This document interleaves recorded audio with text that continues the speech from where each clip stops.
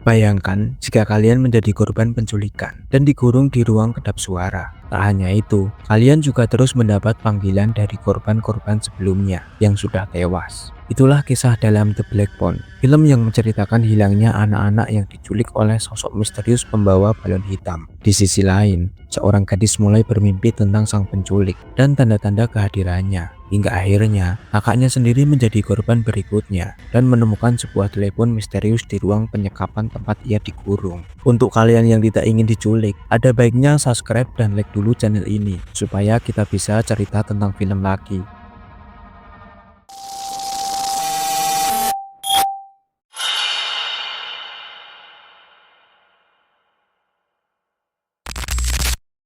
Berlatar pada tahun 1978, seorang anak berusia 13 tahun bernama Vinny melakukan pertandingan baseball di sekolahnya. Walaupun tim Vinny akhirnya kalah, namun kedua tim saling menghargai satu sama lain. Begitu juga yang dilakukan oleh Bruce, salah satu lawan bertanding. Saat itu, Bruce sedang bersepeda santai mengelilingi kompleks, sembari menebarkan pesona ketampanannya kepada cewek-cewek yang dia temui. Namun tiba-tiba terlihat sebuah mobil hitam menghampiri Bruce, dan itu menjadi hari terakhir di mana Bruce terlihat di area komplek tersebut. Vinny dan Quinn adalah kakak beradik yang masih SMP. Mereka tinggal bersama ayahnya yang bernama Terence di kota Denver Utara, Amerika. Istri Terence telah meninggal karena bunuh, dan Terence pun jadi suka minum amer di rumah, sampai bersikap kasar terhadap kedua anaknya. Sementara itu, meski kota Denver Utara terlihat damai, namun terdapat kasus penculikan anak-anak SMP yang seumuran dengan Vinny dan Quinn. Pelakunya masih belum diketahui, namun kepolisian dan media menyebutnya sebagai The Creeper. Setelah itu, mereka melihat teman sekolahnya yang sedang baku hantam untuk membuktikan siapa yang lebih hebat di antara mereka. Dan di sini Robin yang bertubuh kecil dapat mengalahkan musuhnya yang bertubuh tinggi besar, gondrong lagi. Dan itu pun menjadi tontonan yang menarik untuk anak-anak remaja ini.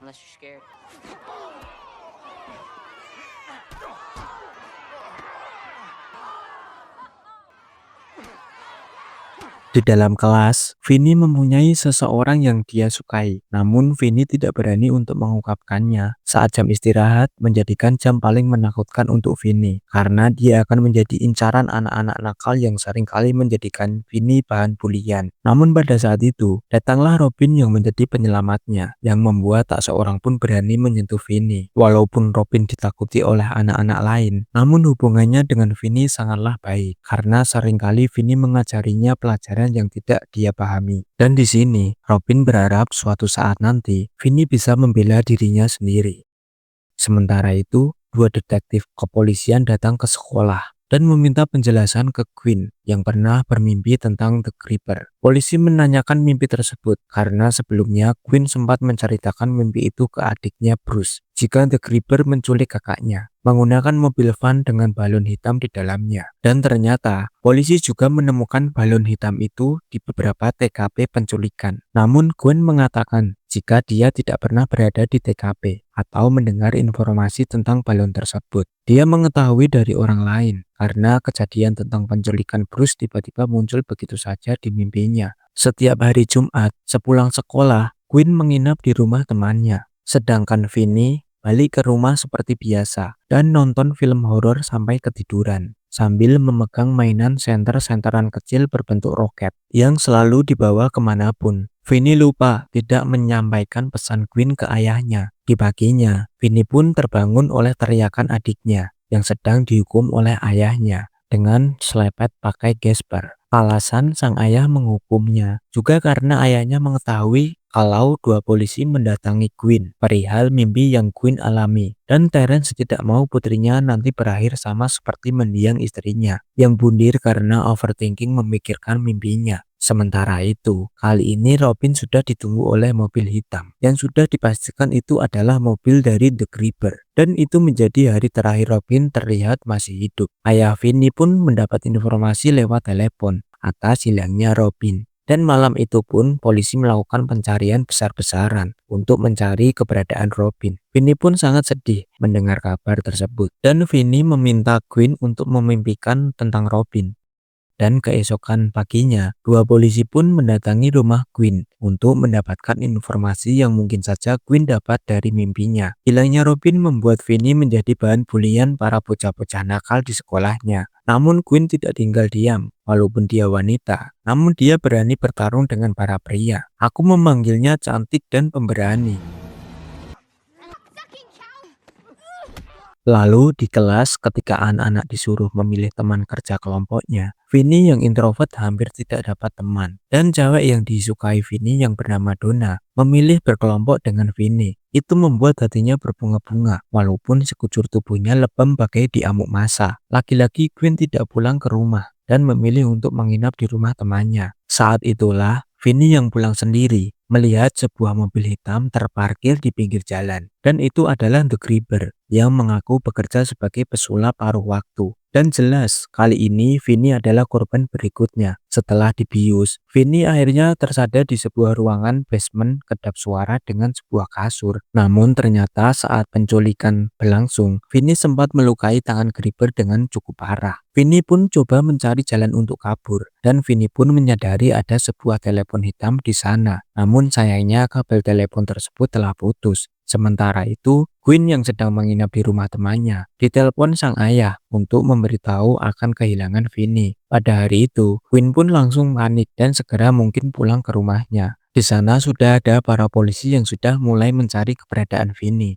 Ketika sendirian dan sudah putus asa, anehnya tiba-tiba telepon hitam berdering dan tidak ada seorang pun yang bicara saat Vinny mengangkatnya. Lalu setelah Vinny baru bangun tidur, dia pun terkejut melihat Grieber sudah ada di dekatnya dengan topeng yang hanya menutupi mulutnya. Meski tidak melukainya, namun situasi tetap terasa mengerikan karena Grieber mengatakan jika dia hanya ingin melihat kondisi Vinny. Vinny yang kelaparan meminta dibawakan sedikit makanan, namun Grieber enggan melakukannya. Dan lagi-lagi, Vinny dikejutkan dengan telepon yang berdering. Vinny pun mengangkatnya lagi, namun Vinny begitu terkejut karena kali ini benar-benar ada suara dari telepon tersebut yang memanggil namanya. Namun Vinny memberanikan diri untuk berbicara dengan seseorang di telepon tersebut. Seseorang yang tidak ingat dengan namanya sendiri, namun ingat mereka pernah bertemu sekali. Dan orang itu mengucapkan, "Kau hampir mengalahkanku." Dari situ Vinny pun langsung ngeh bahwa itu adalah Bruce. Bruce memberitahu bahwa sebelumnya dia sudah menggali tanah tersebut. Namun Bruce tidak punya cukup waktu untuk menggali sampai keluar basement. Itu artinya Bruce telah menjadi korban Grieber. Sesaat setelah itu telepon pun terputus. Di malam itu, Gwen bermimpi tentang Bruce yang diculik oleh Grieber dengan balon hitam, juga kakaknya. Vinny yang berusaha keluar dari suatu rumah dengan pintu hitam, tembok, bata, dan bertulis nomor 1242. Gwen yang terbangun dari tidurnya berusaha mencari rumah tersebut, namun tidak ditemukan. Sementara itu, Vinny mengikuti instruksi Bruce untuk menggali lubang menuju sisi lain ruangan. Pagi itu, hal tak biasa terjadi. Grieber memberinya sarapan, membuat Vinny curiga. Ia juga menyadari pintu ruangannya tidak terkunci. Namun, sebelum sempat keluar, telepon berdering lagi. Suara di seberang memperingatkannya agar tidak keluar, karena itu adalah jebakan. Why not? Grieber ternyata menunggunya di luar dengan sabuk di tangan, siap memukulinya. Kali ini yang menelpon adalah Billy, pengantar koran yang sudah meninggal. Dari situ Vinny menyadari bahwa semua penelponnya adalah korban Grieber sebelumnya. Menyadari bahaya, Vinny akhirnya memilih untuk tetap di dalam dan memakan sarapannya. Tak lama setelah itu, Billy pun menelpon lagi. Dia menyuruh Vinny untuk mengambil kabel yang telah disembunyikan agar Vinny bisa menggapai ventilasi udara dengan kabel tersebut. Saat itu, Gwen yang sedang istirahat tidur di ruang UKS mimpi tentang Billy yang sedang membagikan koran keliling kompleks hingga akhirnya Billy diculik pada hari itu. Quinn juga melihat Grieber bertopeng dengan memegang balon hitam, berdiri tertawa di depan rumah dengan sebuah pohon yang tidak ada daunnya. Sementara itu, Vinny terus berusaha menggapai ventilasi, hingga akhirnya dia dapat mengikatkan kabelnya menggunakan bantuan gulungan karpet. Dengan bersusah payah, akhirnya Vinny dapat mencapai ventilasi tersebut. Namun pelindung ventilasi yang lepas membuat Vinny tidak bisa lagi mengikatkan sesuatu di atas sana. Gagallah usaha Vinny.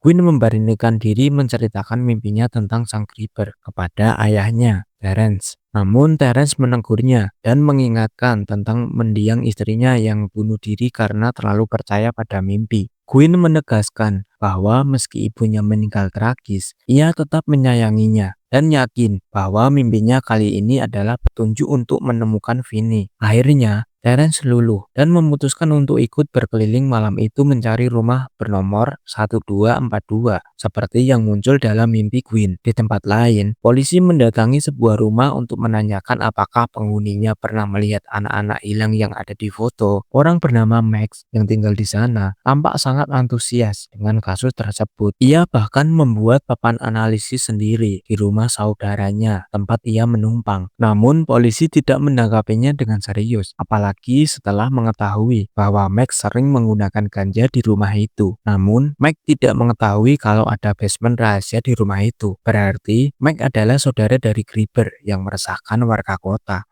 Grieber pun datang dan memberi makan Vinny, dan dia berpura-pura tidak mengenal Vinny. Ia berpikir untuk melepaskannya, namun setelah Vinny berbohong tentang nama Vinny sebenarnya, Grieber pun mulai marah kepada Vinny dan berniat melanjutkan rencananya karena Grieber sudah mengetahui Vinny di koran. Setelah Grieber naik ke atas dan kembali lupa mengunci pintu, Vinny menyalakan senter roketnya untuk menerangi sekitar basement. Saat itulah ia melihat sosok arwah korban lain bernama Griffin. Griffin memberitahunya bahwa cepat atau lambat Grieber akan membunuh Vinny karena saudaranya Mike pasti akan segera menyadari keberadaan di basement. Dari penjelasan itu, bahwa Grieber ternyata adalah saudara Mike sendiri, orang yang selama ini menyekap anak-anak di rumah itu. Griffin memberitahu kalau Vinny harus mengikuti permainan Grieber yang disebut permainan anak nakal, permainan yang mengharuskan Grieber memukul korbannya untuk melanjutkan ke tahap berikutnya. Grieber sengaja membiarkan pintu tidak terkunci agar Vinny keluar, sehingga ia punya alasan untuk memukulinya. Namun kali ini Grieber tertidur di kursinya. Memanfaatkan kesempatan itu, Vinny mencoba kabur. Ia menemukan kombinasi kunci yang ditulis Griffin di dinding, yaitu 23317. Dengan hati-hati, Vinny melewati Grieber yang tertidur dan menuju pintu keluar. Setelah beberapa kali mencoba, kunci itu akhirnya terbuka. Sayangnya, Grieber tiba-tiba terbangun dan langsung mengejarnya. Vinny pun kembali tertangkap.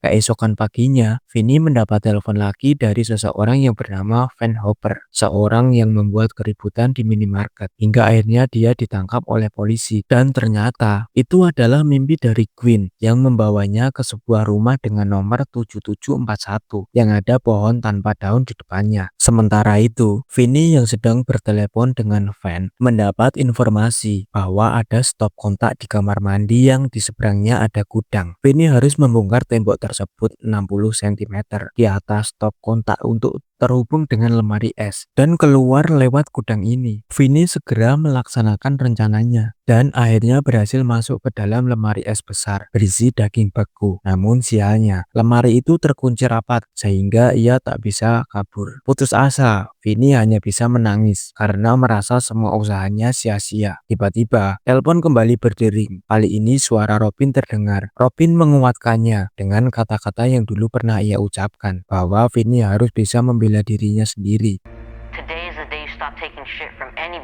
Dan sekaranglah waktunya. Ia menegaskan bahwa Vinny tidak selemah yang ia pikirkan. Robin lalu menyuruhnya mengisi gagang telepon dengan tanah agar lebih berat dan mengajarinya cara bertarung. Percakapan itu menjadi momen terakhir antara Vinny dan arwah Robin.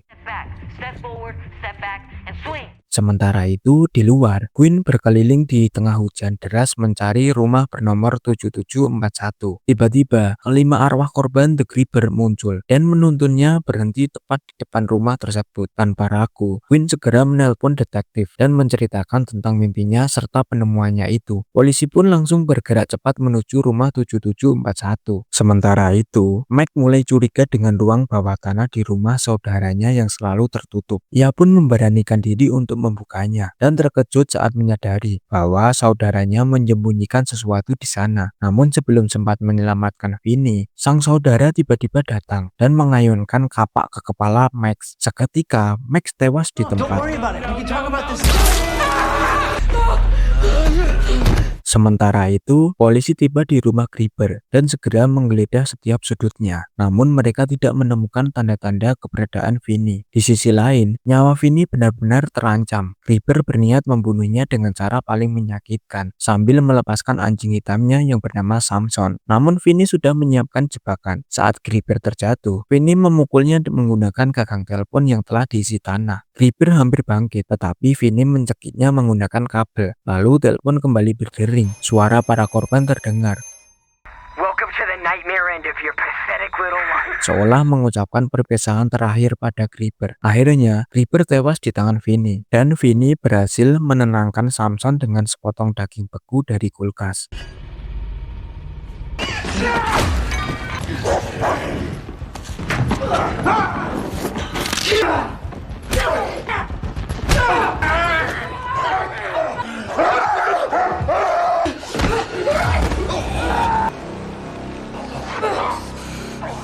Welcome to the nightmare end of your pathetic little life. Di sisi lain, polisi akhirnya menemukan sebuah basement yang berisi banyak kuburan korban penculikan Creeper. Di antara deretan itu, tampak satu liang kosong, jelas disiapkan oleh Creeper untuk mengubur Vinny. Akhirnya, Vinny berhasil keluar dari rumah itu. Namun ternyata bukan rumah yang berisi kuburan, melainkan rumah yang berada tepat di depan rumah 7741. Tak lama kemudian, Quinn tiba di lokasi dan akhirnya bertemu kembali dengan kakaknya. Sesaat setelah itu, Terence datang ke TKP, terharu sekaligus dipenuhi rasa bersalah karena selama ini ia sering bersikap kasar dan tidak pernah percaya pada perkataan putrinya. Malam itu, polisi resmi menyatakan bahwa kasus penculikan di area tersebut telah terungkap setelah ditemukannya beberapa mayat korban. Berita tentang keberanian Vinny yang berhasil membunuh Creeper pun menyebar luas. Sejak saat itu, Vinny dihormati oleh teman-teman sekolahnya dan tak ada lagi yang berani membulinya. Dan film pun selesai. Terima kasih sudah menonton video ini sampai habis. Jangan lupa like, komen, dan subscribe.